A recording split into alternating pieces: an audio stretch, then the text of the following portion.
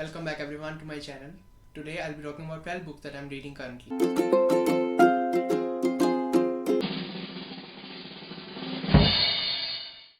One thing about me is that I read books from all genres, be it fiction or non-fiction, and all categories of fiction and all categories of non-fiction.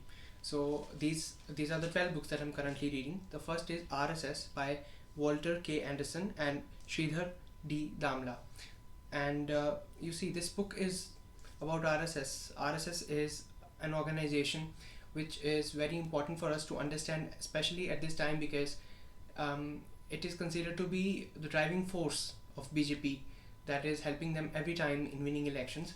And this is that book. I am not being able to find the outer cover of it. I have tried to find it. So this is the book that I'm reading.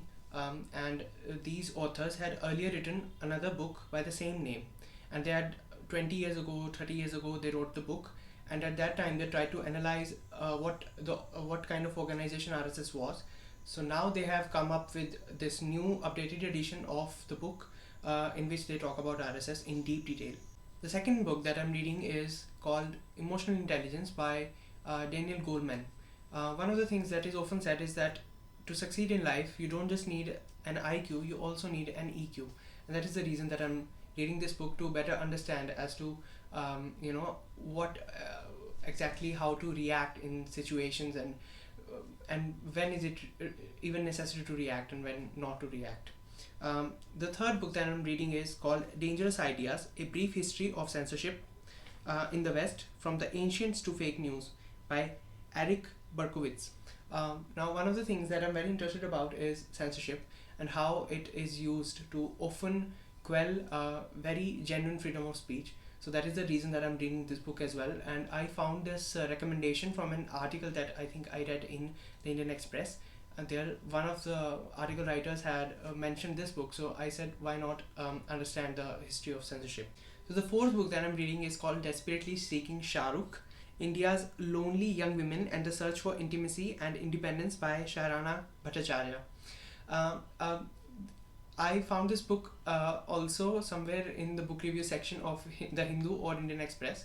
So in this book, the author is around 31, 32 years of age, and she explains her life and how she's single, even her friends are single, and how they try to wade through this singlehood and all of the feelings that a person would get if they're single at 30, 31 years of age, because this is considered to be the last age to get married, mostly by Indians. So this is, I found this concept very interesting, wherein there are single women, they are struggling through their almost like midlife crisis. Then the fifth book that I'm reading is Before I Do. I do in the sense of I do that is said before marriage. Before I Do, A Legal Guide to Marriage, Gay and Otherwise by Elizabeth F. Schwartz. So this is a book about marriage, the kind of legal repercussions and effects that marriage would have. So I am also preparing for a panel discussion on marriage equality, as to should we recognize same-sex marriages in India, and for the same reason I'm reading this book. As you might know that same-sex marriages are now recognized fully in the United States after the Supreme Court decision, and I'm only trying to read as to what are the kind of problems that come in after a person gets married, because you see, when a person chooses to get married, they are very happy, but they don't know the kind of legal agreements and legal obligations that they are entering into. For example, if a person marries another person and they then try to get a divorce, it is almost like half of the rich person's property may get transferred sometimes, or sometimes there are tax issues that come up, especially in US, where they say that if you marry a person with the same kind of income that you have, you might have to pay more tax. But if you are marrying a person who's earning way more than you and fall in a higher bracket, then you might save a lot of tax. So these kind of things, and also adoptions and every kind of thing that is associated with marriage. The sixth book that I'm reading is called Sham, an illustrated retelling of the Bhagvata by Devdutt Pattanaik. I've always been very fascinated uh, by Sri Krishna, and that is the reason that I'm reading this book to know more about him. It's almost complete. I might review it soon. The seventh book that I'm reading is called Discordant Notes: The Voice of Dissent in the Court of Last Resort, Volume 1 by Justice R.F. Nariman. Um, I have always been fascinated by him as well because he is a very sharp judge because of the reason that he's just not afraid of anyone and he says what he wants to say. And um, I was fascinated by him, and he wrote these books just when he was on the verge of retirement. So in these two volumes of the books, he tries to explain the importance of dissents in judicial decisions, and also then he talks about a lot of dissents that were delivered by so many judges in so many matters of constitutional importance and otherwise, and how these dissents then went on to become the laws of the land after some years or some decades. That is why I'm reading this book. And then the eighth book that I'm reading is called Red Notice by Bill Browder.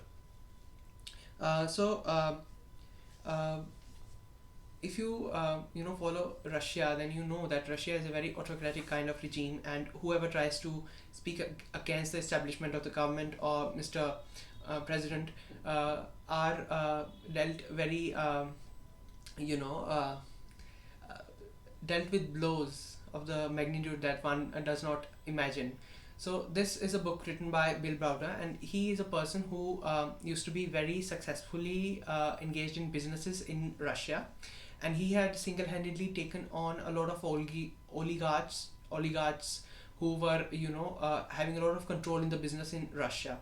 So this is the story of this person, kind of an biography or memoir or whatever you might call it, or kind of an expose in which he talks about how he was treated by the Russian authorities when he tried to do something that was not in that was creating problems for the people who were having monopolies over the businesses in Russia. And the ninth book that I'm reading is called Rebels Against the Raj: Western Fighters for India's Freedom by Ramachandra Guha.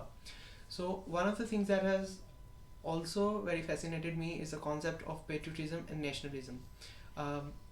Now in this book there are stories of I think 7 people who were not from India, but they fought for a cause that was an Indian cause, and that was the freedom of India, the independence of India.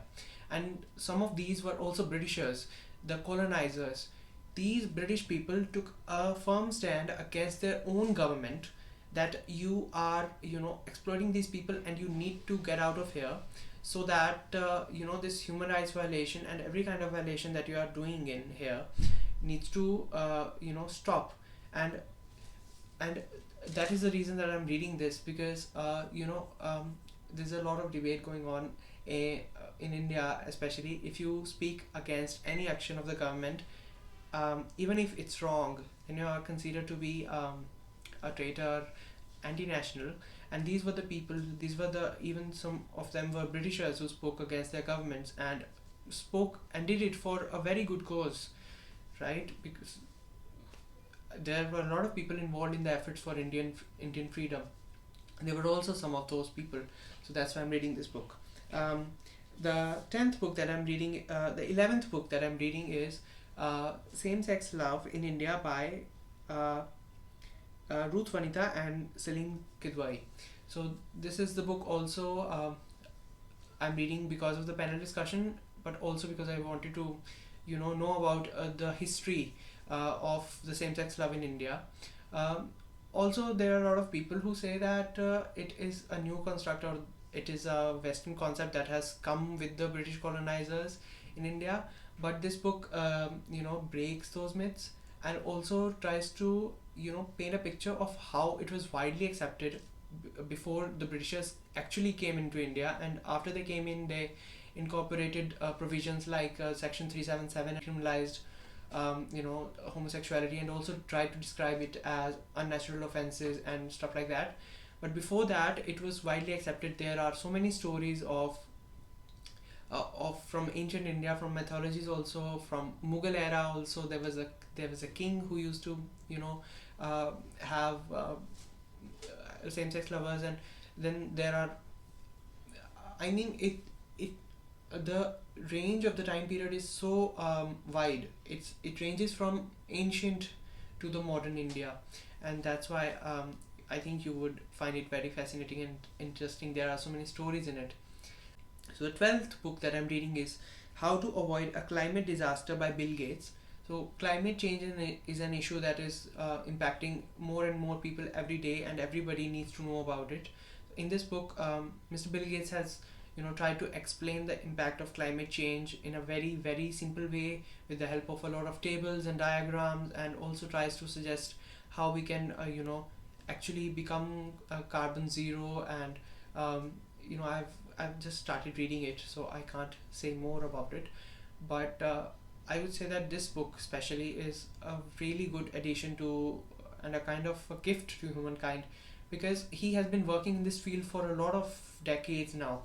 He there's a picture in the book wherein he goes to water treatment center where they treat sewage water and then convert it into purified drinkable water, and there's a picture of him drinking water from it.